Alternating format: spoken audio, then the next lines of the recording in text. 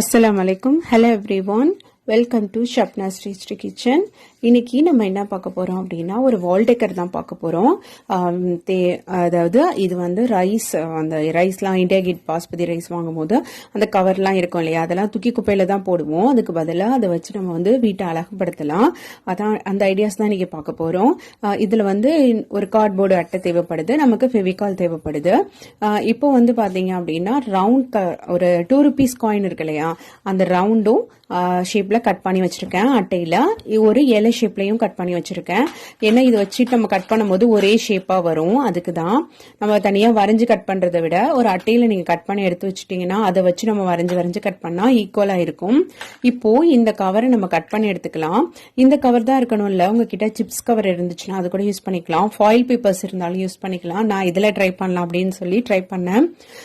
இதை வந்து ஃபர்ஸ்ட் இந்த ஷேப் வச்சு நம்ம வரைஞ்சுக்கலாம். இப்போ அந்த ரவுண்ட் ஷேப் வந்து ஒண்ணு மட்டும் தான் நமக்கு தேவைப்படும்.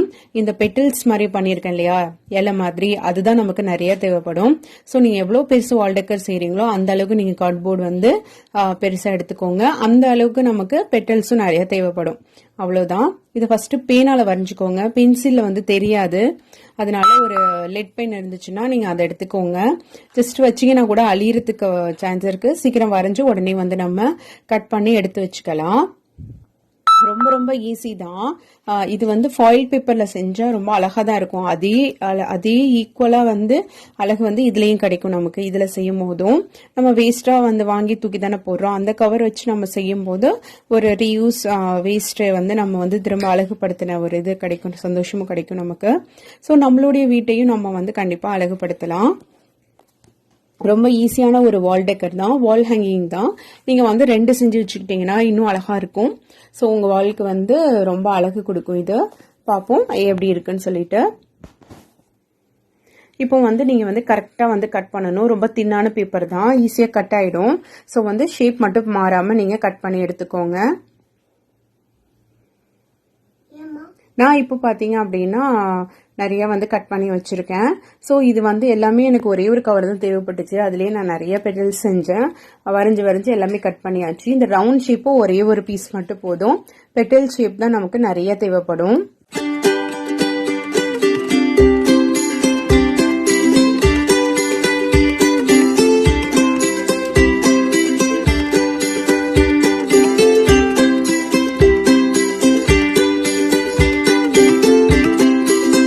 இப்போ பாத்தீங்க அப்படின்னா அந்த கார்ட்போர்டு இருக்கு இல்லையா, அதுக்கு வந்து நம்ம பெயிண்டும் அடிச்சுக்கலாம்.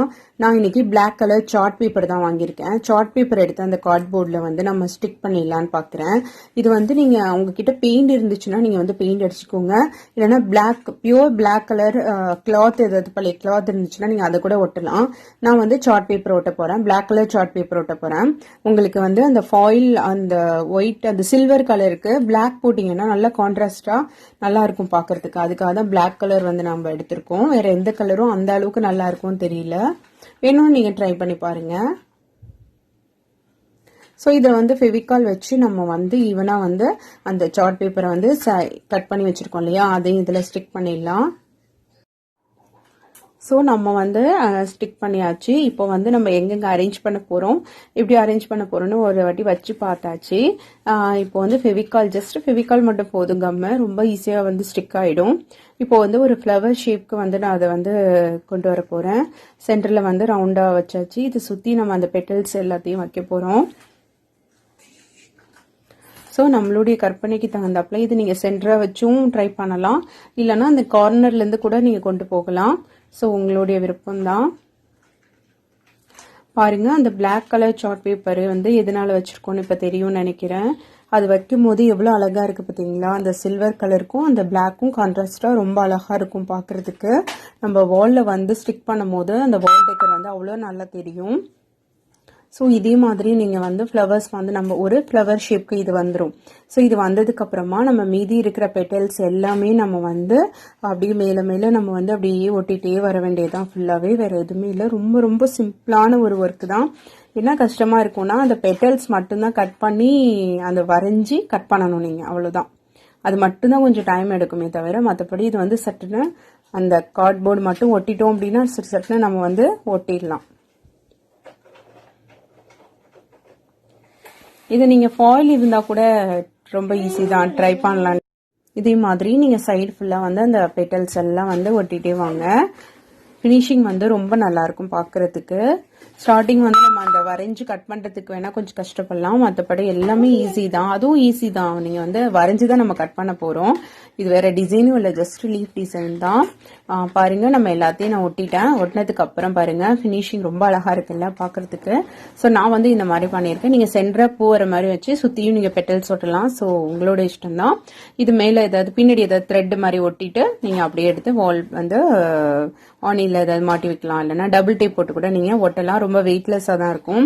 இந்த வால் ஹேங்கிங் உங்கள் எல்லாருக்கும் ரொம்ப பிடிச்சிருந்துச்சுன்னா லைக் பண்ணுங்கள், ஷேர் பண்ணுங்கள், என்னோட சேனலை சப்ஸ்கிரைப் பண்ணுங்கள். இன்னொரு நல்ல வீடியோட மறுபடியும் உங்களை மீட் பண்ணுறேன். Thank you so much.